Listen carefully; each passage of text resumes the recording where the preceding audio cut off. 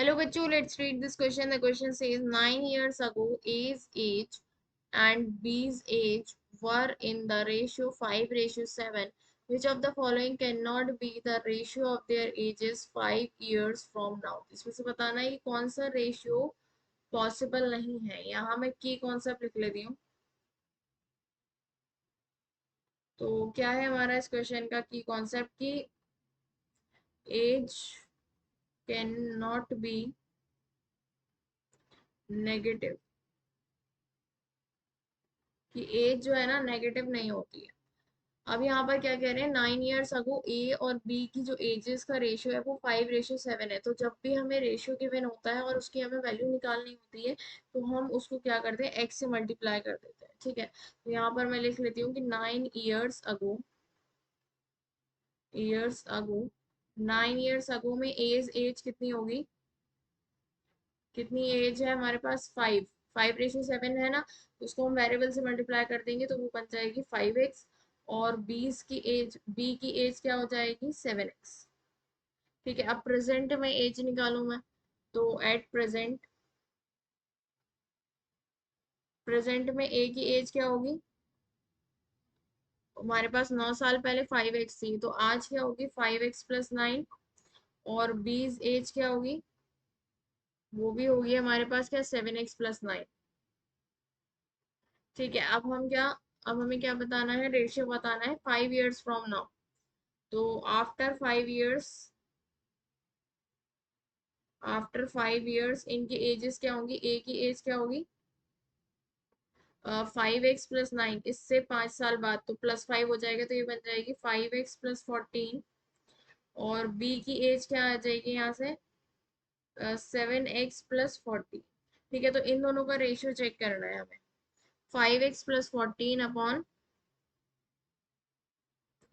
Upon 7x+40, ये हमें check करना है। तो यहाँ पर ऑप्शन ए हम देखते हैं, ए ऑप्शन में क्या आ जाएगा मेरे पास, 5x+14 अपॉन 7x+14 = 11/13। अब मैं क्रॉस मल्टीप्लाई करूँ तो ये बन जाएगा 65x+182 = 77x+150, वो 154 आ जाएगा मेरे पास, 154। ओके, अब मैं इसको सॉल्व करूँ तो यहाँ से मेरे पास बनेगा 182 - 154 = 77 - 65, 77x - 65x।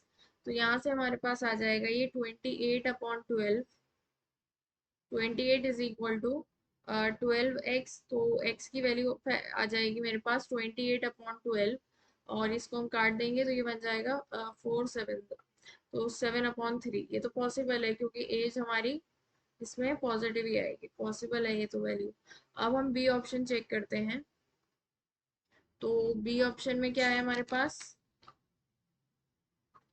5x+14 upon 7x+14 = 13/19। तो इसको मैं मल्टीप्लाई करूंगी यहाँ पर, तो ये बनेगा 95x प्लस का 266 = 91x प्लस का 182।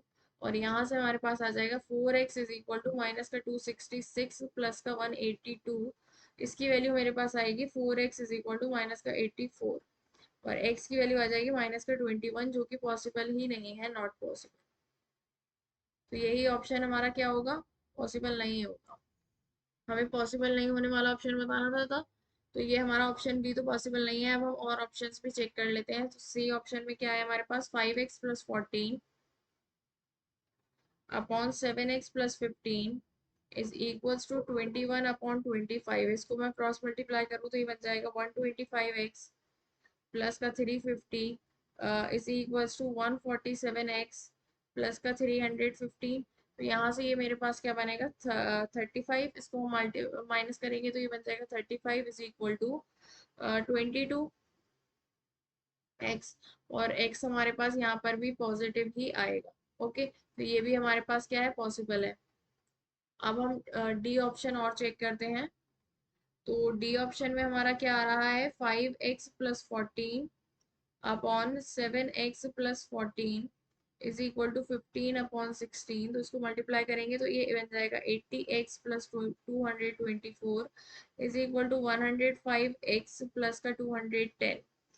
तो यहाँ से हमारे पास ये बनेगा 14 इज इक्वल टू 25x। यहाँ पर भी x की वैल्यू क्या होगी, पॉजिटिव ही होगी, 14/25 पॉसिबल है।